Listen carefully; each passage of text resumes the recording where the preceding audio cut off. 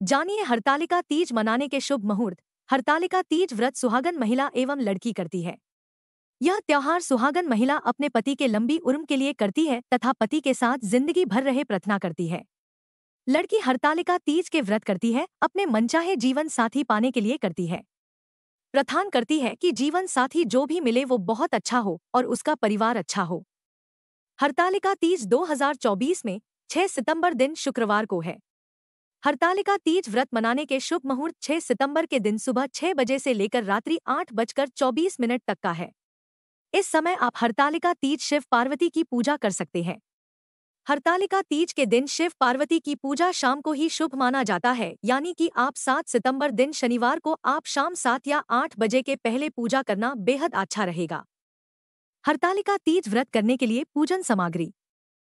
हरतालिका तीज का व्रत जो भी सुहागन स्त्री और कुंवारी कन्या करती उनको पूजन सामग्री लाना होगा, जो हमने नीचे में बताया है। हरतालिका तीज व्रत करने के लिए पूजन सामग्री बाजार से ला सकते हैं। 1 गौरी पार्वती के 16 श्रृंगार जैसे साड़ी, चूड़ी, सिंदूर, बिंदी, आलता, मेहंदी, बिछिया, काजल, पायल, कंघी, शीशा, सुहाग चूड़ा आदि।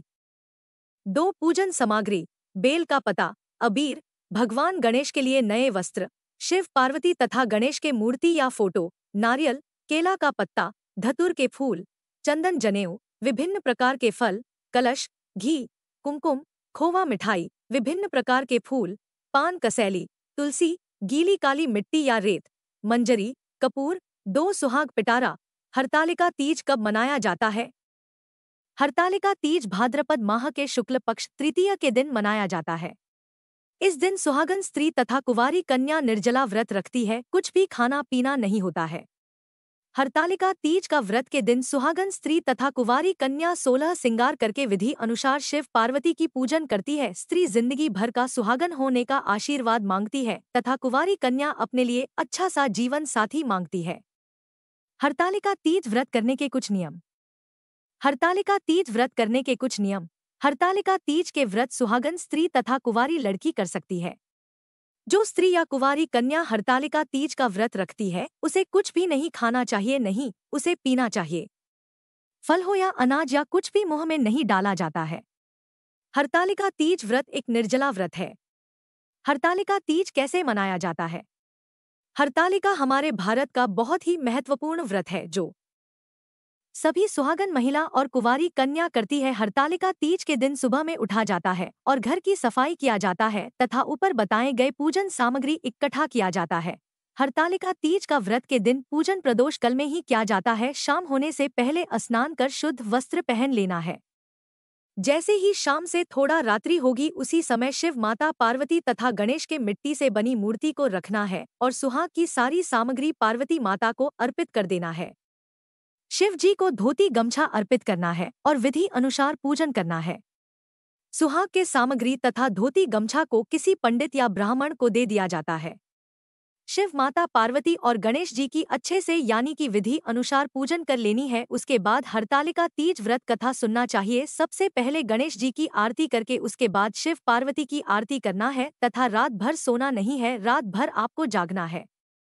फिर सुबह में उठकर पूजा करना है, ककड़ी और हलवा का भोग लगना है, माता पार्वती को सिंदूर चढ़ाना है। उसके बाद ककड़ी को खाकर हरतालिका तीज का व्रत तोड़ना है। हरतालिका तीज के महत्व क्या है? हरतालिका तीज का व्रत सभी सुहागन महिला करती है तथा यह व्रत लड़की भी कुछ करती है, अच्छे से अच्छे जीवन साथी पाने के लिए करती है। हरतालिका तीज का व्रत जो स्त्री करती है तथा उस दिन शिव और पार्वती की पूजा करती है, उसकी पति की लंबी आयु होती है। जो लड़की हरतालिका तीज का व्रत करती है, उसे मनचाहे वर, जीवन साथी मिलता है तथा उसको घर परिवार जीवन साथी शिव पार्वती के आशीर्वाद से अच्छा मिलता है। सुहागन महिला इस व्रत के दिन शिव पार्वती तथा गणेश जी की पूजा करती है, जिससे सुहागन महिला के पति और पूरा परिवार को आशीर्वाद मिलता है। हरतालिका तीज व्रत करने से अखंड सौभाग्य की प्राप्ति होती है। हरतालिका तीज व्रत कथा। हरतालिका तीज व्रत जो स्त्री और कुंवारी कन्या करती है, उसको पूजन करने के बाद हरतालिका तीज कथा जरूर सुनना चाहिए। एक बार गौरा पार्वती ने शिव को पति के रूप में प्राप्त करने के लिए घोर तपस्या कर रही थी, तभी विष्णु जी ने नारद को भेजे पार्वती माता के पिता के पास कि पार्वती की विवाह विष्णु जी से करने के लिए। नारद ने आकर बोल दिए। पार्वती माता के पिताजी विवाह करने के लिए तैयार हो गए। तभी माता पार्वती को मालूम पड़ा कि मेरे पिताजी मेरा विवाह करने के लिए तैयार हो गए हैं। माता पार्वती अपनी सहेली से मिली और बोली कि मैं अपने मन और दिलों में सिर्फ शिव को चाहती हूँ। मैं अपने मन में शिव को पति मान चुकी हूँ। मैं विष्णु जी से विवाह नहीं करना चाहती हूँ। पार्वती माता की सहेली उनकी बातों को समझा और उनको वहां से बिना पार्वती के पिताजी को बताएं वहां से निकल गए। माता पार्वती की सहेली पार्वती को न जंगल की और एक पहाड़ी गुफा में लेकर चली गई और इधर पार्वती की पिताजी खोज खोज कर परेशान हो गए थे। माता पार्वती ने हरतालिका तीज के दिन मिट्टी का शिवलिंग बनाया और विधि अनुसार पूजन की और रात भर जगती रही और शिव का ध्यान करती रह गई। शिव माता पार्वती के पूजन से बहुत ही खुश हुए और माता पार्वती को अपनी पत्नी के रूप में स्वीकार कर लिए। तभी पार्वती के पिताजी खोजते खोजते वहां उस पहाड़ी गुफा में चले आए। शिव की पूजन करते देख पार्वती के पिताजी बहुत खुश हो गए। माता पार्वती ने अपने पिताजी से कहा कि मैं विवाह शिव से ही करूंगी, क्यों मैं अपने मन में शिव को पति बना चुकी हूँ। माता पार्वती के पिताजी शिव और पार्वती की विवाह करने के लिए मां न गए और उन दोनों की शादी करवा दिए।